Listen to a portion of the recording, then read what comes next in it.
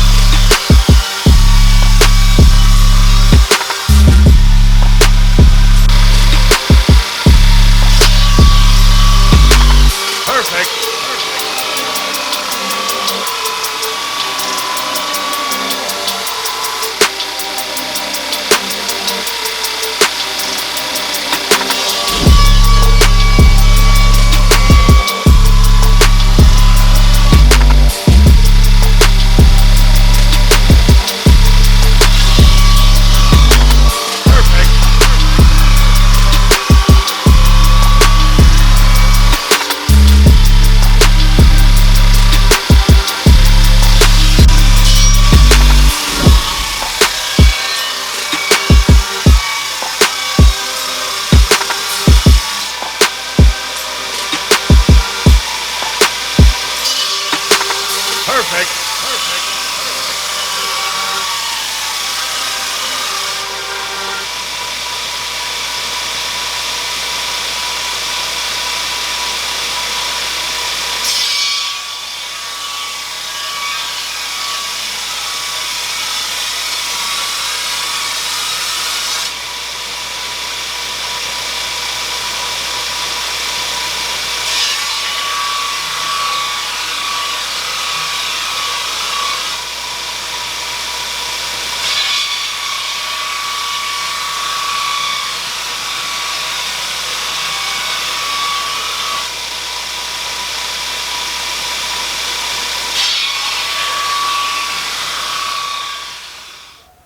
The preference for the modern European historical martial artists is for their swords to flex like a spring.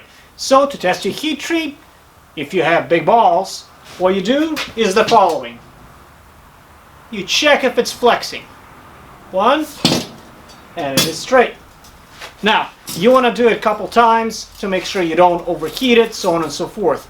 And the angle of the flex allows you to approximately tell if you are even in your grinding. So it's a little bit thick right here. Now, this sword is fairly big and it's already flying out of your hands.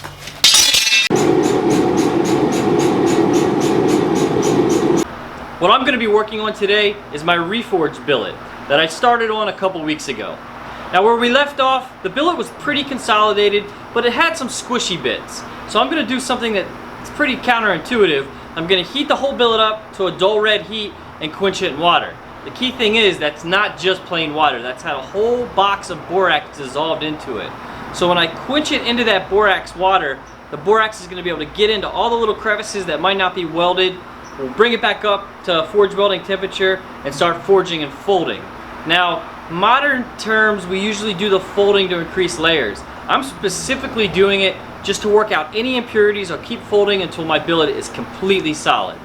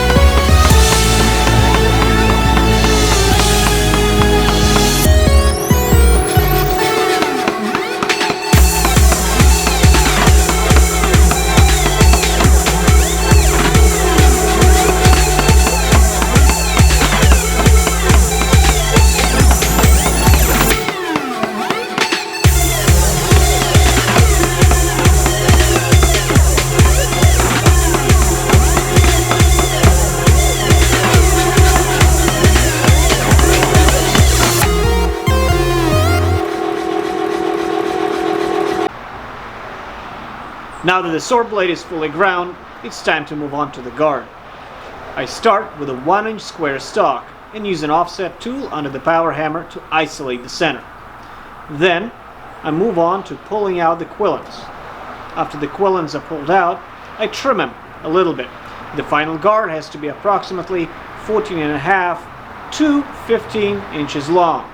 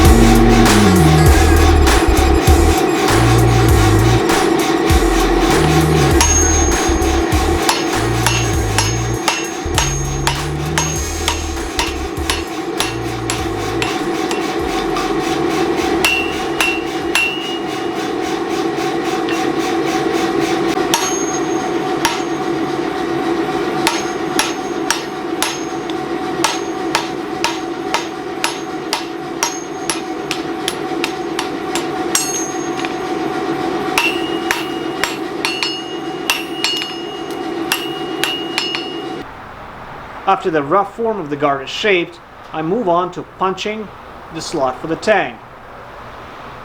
I take a sharp chisel and move past my small longettes until I hit the center. After that, I use a blunt chisel to punch all the way through and spreading the material, giving it a characteristic swell. Well, folks, it's time to kick it old school.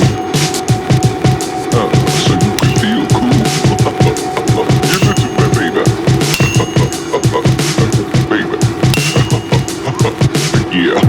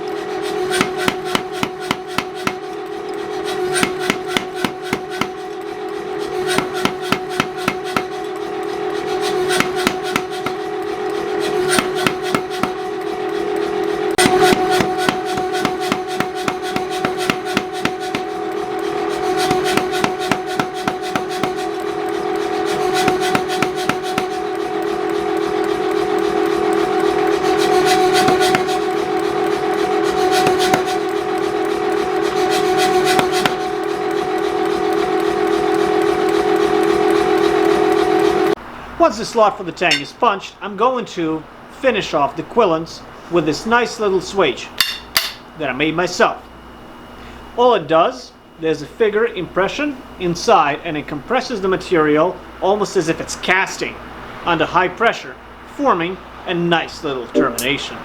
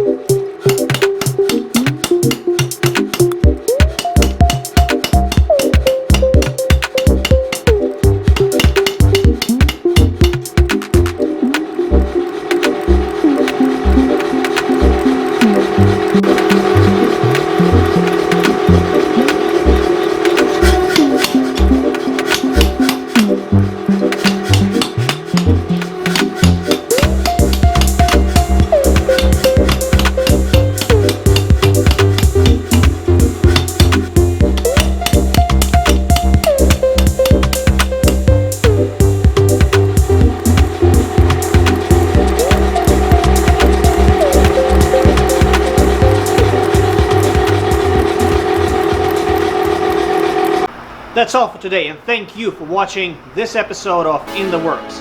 I'm almost done with all the metal parts for RJ's sword, and Matt is still fiddling around with his little billet.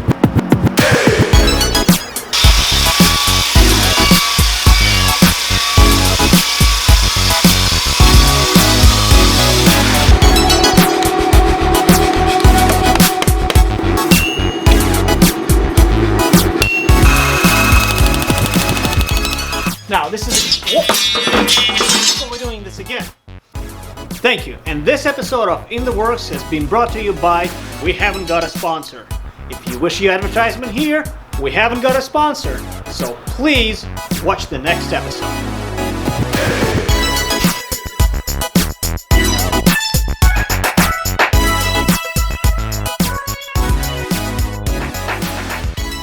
Thanks for watching this episode of In the Works. I think the Slav and I both made great progress on our projects, and if you enjoyed this video, check out a couple of our other videos, and as always, don't forget to subscribe.